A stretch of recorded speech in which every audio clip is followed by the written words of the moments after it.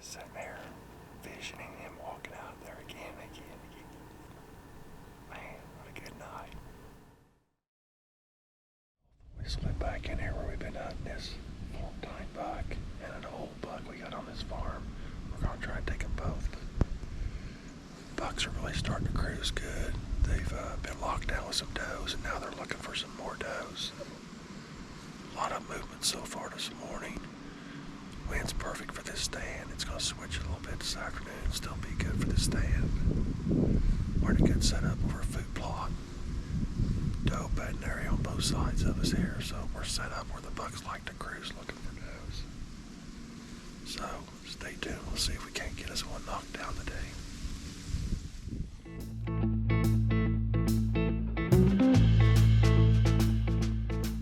Okay, so the story of the buck I call the Forktine Buck started several years ago, but it's on a farm that I've had a lot of success with. I've hunted this farm for several years, and over the years I've learned some things and set the property up to where I have a food plot in there that I call the runway. It's a long, slender food plot. It has bedding on both sides, and over the years I've seen a lot of good quality bucks, and my mature bucks seem to stay close to those bedding areas and move out into the food plot. Okay, it wasn't until 2019 when the Forktine Buck was a 4-year-old that I could really distinguish him from the other bucks. Up until that time, as a 2- and 3-year-old, it was kind of hard to tell the difference between him or any other 8 points on the farm. When 2020 rolled around, the Forktine Buck was a really respectable buck, and even though I didn't pursue him very much that year, I had purchased a farm prior to that and was wanting to learn as much as I could on my new farm and see the potential there. And also on this particular farm, I've got a buck I call the Old Man 8. This buck has been an older, more dominant buck on that farm for years, and he's always pushed the other bucks off, especially when it gets to be breeding season and the small woodlots and food plot there. He's pretty dominant in that area. So when 2021 rolled around, I got my trail cameras out, and I noticed the first few pictures I've got of the Forktine Buck that he had a humongous frame on him and just was a tank at 6.5 years old. He was definitely going to be on my target list. So on this farm this year, the crop rotation had it where everything was going to be in standing corn. And I knew early on that when I planted the beans in the runway food plot, those beans would get demolished in there. So I went back in mid to late August, evaluated the food plot, and knew that I was going to have to do something in there. We took the plot master back in there and made quick work of tearing up the beans and planting a good cereal grain brassica mix in there. The plot was coming back super strong and was looking awesome, prepared with the clover that was already established. Summer was coming to an end, Forktine was being consistent, and October was fast approaching. This farm was surrounded by cornfields, and it wasn't until late October, almost Halloween week, before the corn come out. And we also had a weather pattern change where I knew the Forktine Buck would be in his food plots feeding. My only concern was the bully Old Man 8 buck still going to be around and push him off? So I decided it was time to start hunting him.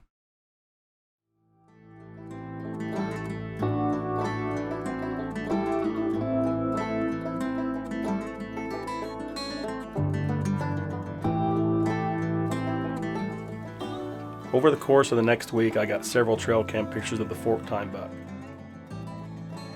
However, I was not able to hunt him until the evening of the 15th.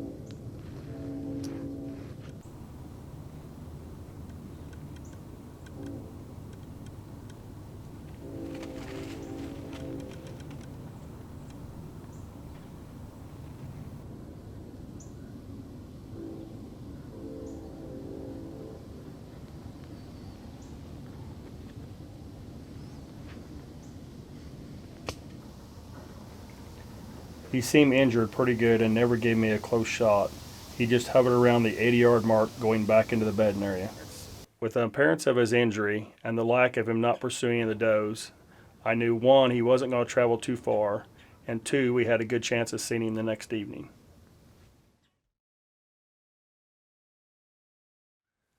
The next day, the trail camera showed me that he made it back into the bedding area adjacent to the food plot, and we were excited to get back in the tree.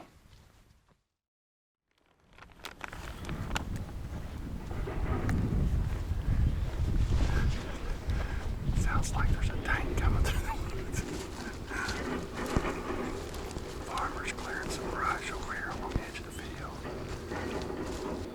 Probably about 800 yards from us, but that should keep everything coming this way.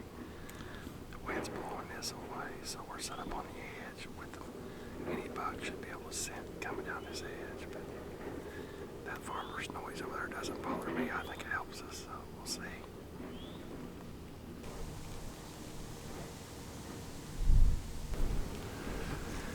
Last night I got off work at noon yesterday and come in here and set up and had a lot of deer activity in here right off the bat. It was about 3 o'clock by the time I got in here and got set up. The does and fawns started coming out of this thicket into the food plot. I turned around and looked, and that Forktine Buck that I'm after in here, a 6.5-year-old, come out just slowly fed across the field. Went into the wood lot, the does come by me. I thought he would come by me, but he never did come out. He stayed in that wood lot, so we know he's nearby. And we decided to slip back in here today and see if we can't try our luck at him today. Last night, about 84 yards. That's too far for me to shoot, so hopefully tonight he comes a lot closer than that and we can get him taken out.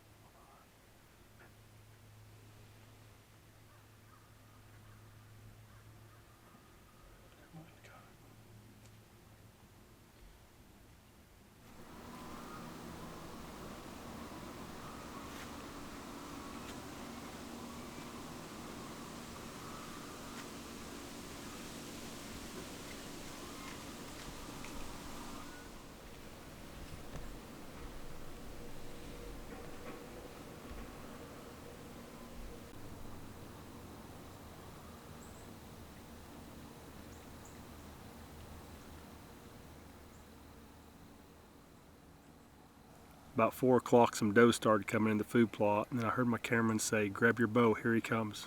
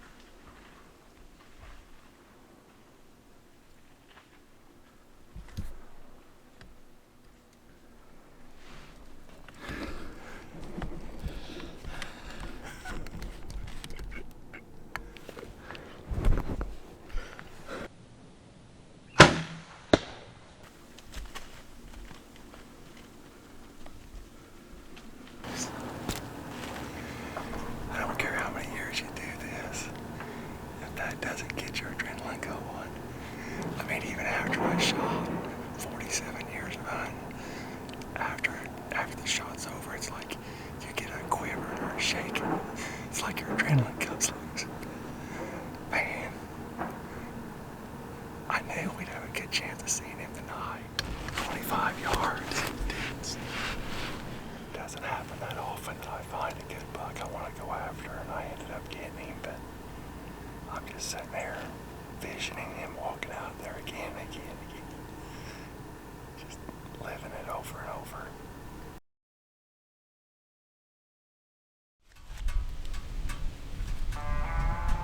Ready if you are, boss. Ready to go see if we can find him.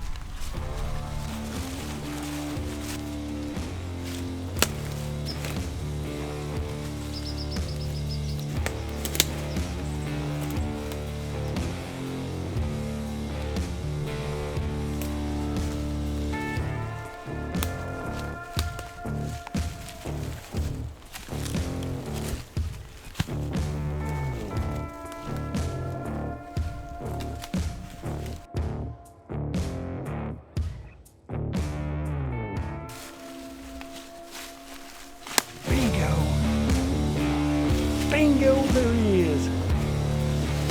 Yes, yes, yes. Yeah. Look at that dude.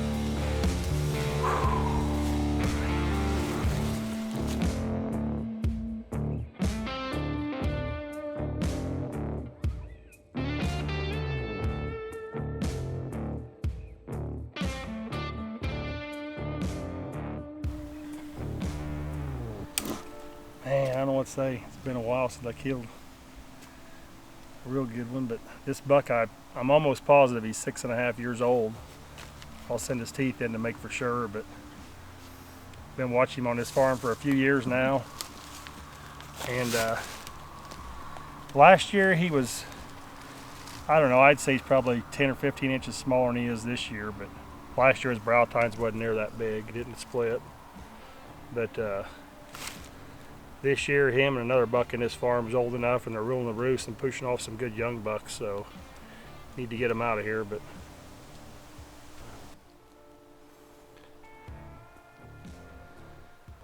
so I'm not positive, but just in the last day or two seeing this buck, he's been limping real bad on his right front foot. And now that I've got him in my hands here, looking at his antlers, the way the ends of these tines are all roughed up, I mean, I don't think that's not a buck fight. I would almost bet that he's probably been hit by a car and was hit on the road or something. Maybe somebody's ran into him and he got up and survived a collision. But this wasn't this away, and he wasn't limping 2-3 days ago. He wasn't limping then. So just recently something's happened. Tickled to death to get this dude.